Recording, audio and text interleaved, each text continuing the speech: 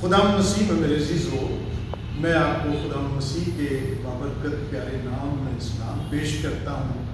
آپ جانتے ہیں کہ لینٹ سیزن یعنی روزوں کے ایام جو ہیں بس آنے کو ہیں، اور مسیحی روزہ کیا ہوتا ہے، اس کے کیا مقاصد ہیں اور اس کے کیا اجر ہیں جو خداوند ہمیں روزہ رکھنے سے دیتا ہے، اس کے متعلق آج میرا دل چاہا کہ میں آپ کو تھوڑا سا کلام مقدس سے آپ کے ساتھ اظہار خیال کروں۔ آپ جیسا کہ ٹاپک دیکھ سکتے ہیں کہ روزہ کیا ہے۔ روزہ بدن کی قربانی ہے جس میں روزہ دار کھانا پینا چھوڑ کر اپنی جان کو دکھ دیتا ہے اور اپنی جان کو خداوند کی طرف متوجہ رکھتا ہے۔ یوں اس قربانی سے روزہ دار اور خداوند ایک دوسرے کے قریب آ جاتے ہیں۔ اگر ہم کلام مقدس کو پڑھیں، احبار 16واں باب اس کی 29ویں آیت، اس میں یوں لکھا ہے، اور یہ تمہارے لیے ایک دائمی قانون ہو کہ 7ویں مہینے کی 10ویں تاریخ کو تم اپنی جان کو دکھ دینا، اور اس دن کوئی خواہ وہ دیسی ہو یا پردیسی جو تمہارے بیچ بود و باش رکھتا ہو کسی طرح کا کام نہ کرے، کیونکہ اس روز تمہارے واسطے تم کو پاک کرنے کے لیے کفارہ دیا جائے گا، سو تم اپنے سب گناہوں سے خداوند کے حضور پاک ٹھہرو گے۔ خدا کا کلام پڑھے اور سنے جانے پر اس کی برکت ہو۔ کلام مقدس ڈکلیئر کرتا ہے، بتاتا ہے کہ روزہ رکھنے سے ہم خداوند کے حضور پاک ٹھہرتے ہیں۔ کلام مقدس میں بہت سی مثالیں ملتی ہیں جب کسی خاص وجہ سے روزہ رکھا گیا، گناہ سرزد ہونے پر یا آنے والی بلا کو ٹالنے کے لیے سیموئیل نے ایسا روزہ رکھنے کا حکم دیا۔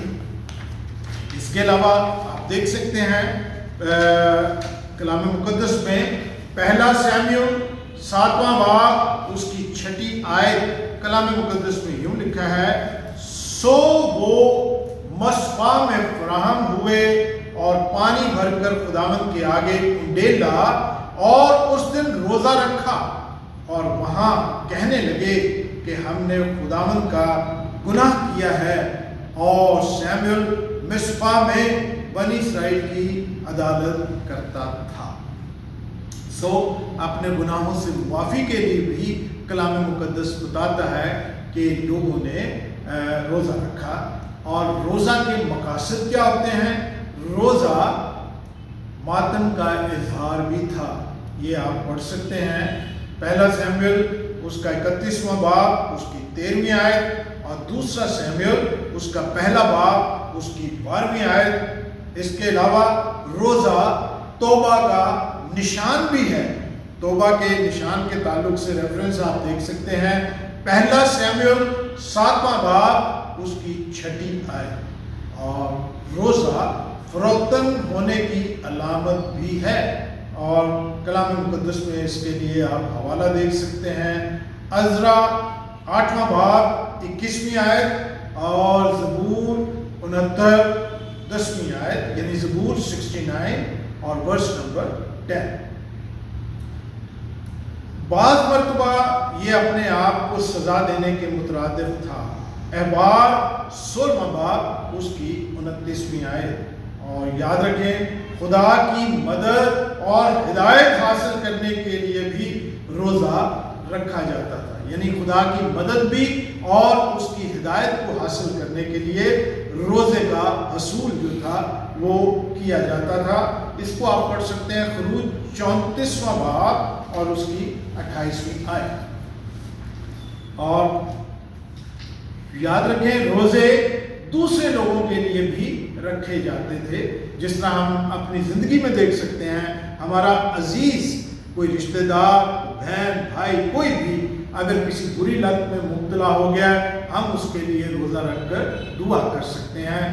اگر کوئی عزیز بیمار ہو گیا ہے تو ہم اس کے لیے روزہ رکھ سکتے ہیں. کوئی بڑی مشکل آن پڑی ہے تو روزہ رکھ کر جب دعا کی جاتی ہے تو روزہ اور دعا مل کر اس مشکل کو ہٹا دیتی ہیں.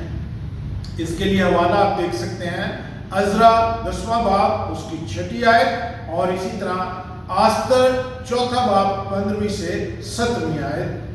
بعض لوگ یہ سمجھتے تھے کہ روزہ کی وجہ سے فریاد ایک دم سنی جائے گی.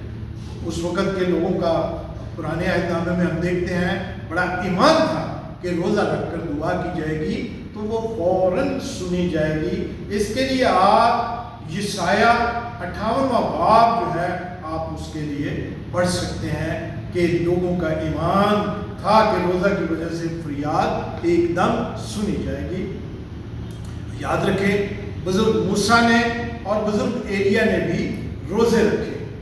نئے عہد نامہ میں روزہ خداوند یسوع کے روزہ رکھنے کا ذکر صرف ان کی آزمائشوں کے سلسلے میں آتا ہے. یہ روزہ ان کی بڑی خدمت کی تیاری میں تھا. خداوند مسیح نے جب ابلیس سے مقابلہ کیا وہ بڑا مشہور ان کا مقابلہ تھا اور لیکن اس مقابلے سے قبل خداوند مسیح نے 40 دن اور رات کا روزہ رکھا.